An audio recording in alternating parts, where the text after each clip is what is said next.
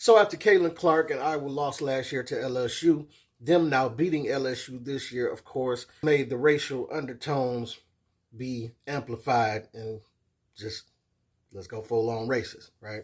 Like y'all racism is overshadowing the terrific job that Caitlin Clark did in the game. She had 41 points, 9 or 20 from three-pointer. But that gets outshadowed though. Let's go to Comedy Hype to get the full story. Millions would tune in to catch the highly anticipated Elite Eight matchup between Iowa State and LSU, led by Angel Reese and Caitlin Clark, respectively. Reese and LSU would fall 94-87 in what many considered a rematch of last year's championship game. Even though both teams fought hard and were supported by their fan bases, the rivalry between the two has led some to cause division in making the matchup about race. One user on social media would sum up this story by writing, "Grown adults making it a race war for no reason, whole time they're cool in real life." All throughout the game on Monday night leading into Tuesday morning, some users on the internet showcased their ignorance when commenting on LSU's loss. Another user would say, "Man, there's some crybaby cookies being eaten in Baton Rouge tonight. LSU with their group Ghetto Punks falls to Iowa in an amazing game." Another would write, "Seeing that ghetto sloth-looking Angel Reese and that witch-looking Kim Mulkey get sent home brings a smile to my face." After the game, Reese herself spoke with the media to express her journey since winning last year's championship and being catapulted into the spotlight. Reese would say, "I've been through so much. I've seen so much. I've been attacked so many times. Death threats, I've been sexualized, I've been threatened. I've been so many things and I've stood strong every single time. I just try to stand strong for my teammates because I don't want them to see me down and not be there for them. I'm still a human." Listen, I get that sports is very loud and it's an aggressive thing and the fans are 10 times aggressive as well. But, man, are you telling me that y'all got to go to the point of death threats? Like when y'all as fans get this out of hand because you're mad that your team lost. Like it just says a lot about the mindset of people. Like you that mad over a game that you would give death threats to people. But this just lets you know the innards and the real issue of how some of America still feels about us with this skin color. You dig what I'm saying? Now, even though Reese has been labeled as a villain when competing against Clark, by now it's clear that the two have respect for one another and are only super competitive. Reese's teammate Flaw J. Johnson would come to her defense when it came to the media portrayal of Reese. Let's take a look at this clip. Everybody could have their opinion on Angel Reese, but y'all don't know her. Like, y'all don't know Angel Reese. I know Angel Reese. And the person I see every day is a strong person. Is a caring, loving person, bro. The crown she wears is heavy, bro. She's the type of teammate that's gonna make you believe in yourself. The lead that I took from my freshman to sophomore year, Angel gave me that confidence to go be a dog. And I'm so proud of her. Like, the media, y'all, how they like to twist and call her a villain and all of that, y'all don't know Angel, bro. I'm just happy that I get to play with her. I get to be around her presence. Her energy is different. She just make me a better player. She make me a better player, and that's what great players do. And I'm gonna say, like I said last year, man, I'm incredibly proud of LSU and Angel Reese for just giving it all that she got and continuing to be her. You know what I'm saying? Throughout the whole process. But one thing I will say, and I know this is a very heavy, emotional moment. You just lost one of the biggest games. And you have that drive to want to win, and you got all these people on your back. You got them throwing racial slurs at you. You got them giving you death threats. And I know we ask a lot of our black women. Somehow it has been imprinted in the black women handbook to always be this strong, independent black woman. And I wish that wasn't the main part of the book that is taught to black women. But in this case, we need it. We need that strongness, that unscathed, because the last thing I wanted her to do, even though I just, as she sat there and Flau'jae talked for her, and tears was in her eyes. Tears was in mine because I just wanted to hug her. You know what I'm saying? But I hate to just be as blunt and say it like this. You can't let them people see you cry. I don't know if you got to go back behind stage and get that out before you come out there. And I'm not mad that you did let it out. I know it's a lot for you to carry, all of that coming at you. But I just want to tell you I love you for continuing to do what you do. I love all the women out there that are pushing forward to be the best you can be, but especially directed to all of our women, and that's LSU and across all the black women that are struggling. We know your struggle, and I just want to say I love you. I love y'all. We love y'all. But don't let them folks see you cry.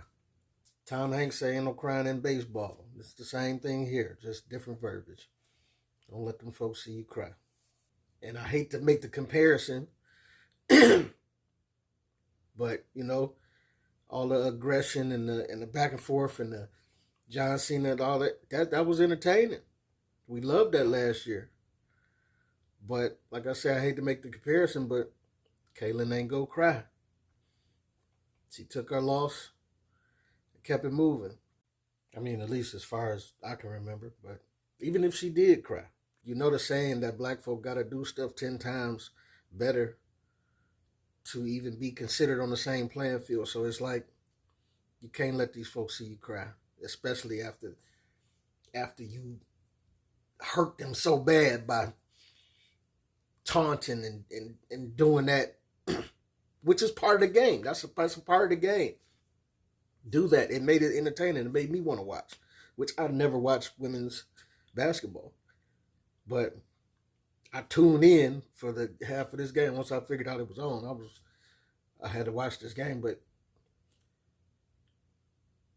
you just don't want to give them the satisfaction of letting them know that it really got to you that much more. And make no mistake, men do lose championships and cry and stuff like that. So I know women are going to make that comparison. But the thing that made this one different is that the world turned this into a white and black kind of race thing. Even though Catlin and Angel is cool, that's what the world turned it into. So with that in the mix, you don't want them to see you cry, you know. And I know we all get emotional. We all have to let it out in some way or another.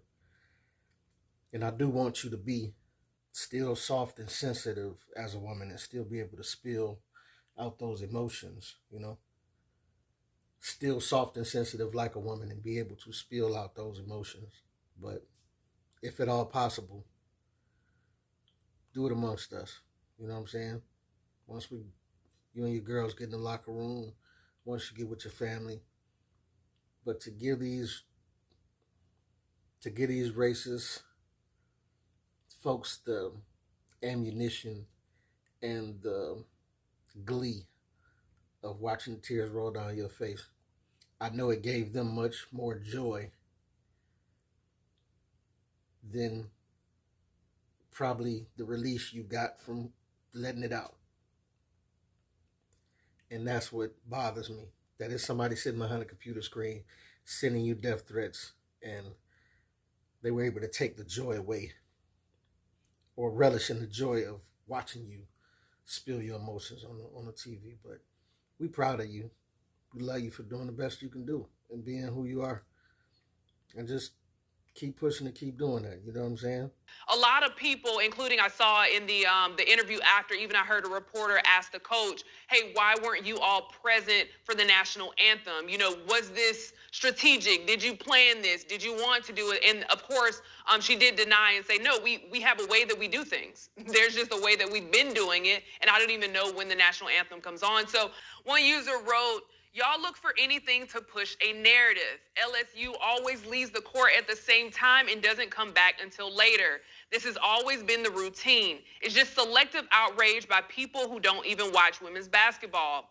Y'all just glisten at the opportunity to be racist. Now, what I find funny, Danielle, is a lot of people are quick to come to the or be outraged when someone doesn't stand for the national anthem, or they're not present during the national anthem. So I was just curious, have I ever read the lyrics to the national anthem? And I'm just gonna read one line, this one line, because to me it's just to be outraged about one thing but not about this blows my mind. So here it says, "No refuge could save the hireling and slave." Referring to the third stanza, which includes the lyric, "No refuge could save the hireling and slave from the terror of flight or the gloom of the grave." Now, to me, Danielle, here we are in 2024, and people are focused about whether somebody was on the court or off the court or standing, which has nothing to do with them. It does not impact them at all. But yet we have a national anthem with lyrics like this. And it's just people are looking for something to be outraged about. And these people who always with this national anthem argument, these are the same folks that was hollering about Colin Kaepernick kneeling and how disrespectful that was to America and the flag. These were the same folks that were down after Trump lost, running up in the Capitol, tearing stuff up. You dig what I'm saying? So the logic, it doesn't apply because they have no logic. They just want to be fake outraged about something. And it's I don't know what y'all outraged about. The national anthem wasn't written for us. It wasn't written for us in mind. So if we choose not to be there for it or not to stand or not to whatever, mind your bit. You do what you do. We'll do what we do. If you want to stand for it, cool. But I'm just saying, it's funny how in one breath they'll take it as disrespect, but they don't see it as disrespect when all these folks run up on the Capitol and commit a act of treason.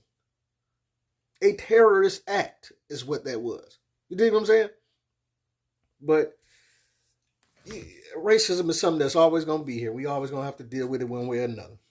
So I ain't going to say let's get used to it, but it shouldn't surprise us when it happens. But this your boy Pete Camp. Angel Reese, LSU, keep y'all heads up. Congratulations to Caitlin Clark, too, because she put her foot in everybody but. You know what I'm saying? 41 points, 9 of 20 from 3 on some Steph Curry stuff, right? 12 assists and 7 rebounds. So, I mean, tip your hat where the hat tipping is due, because she showed out. But this is your boy Pete Camp. Let me know what you think, what you don't think. Get at your boy.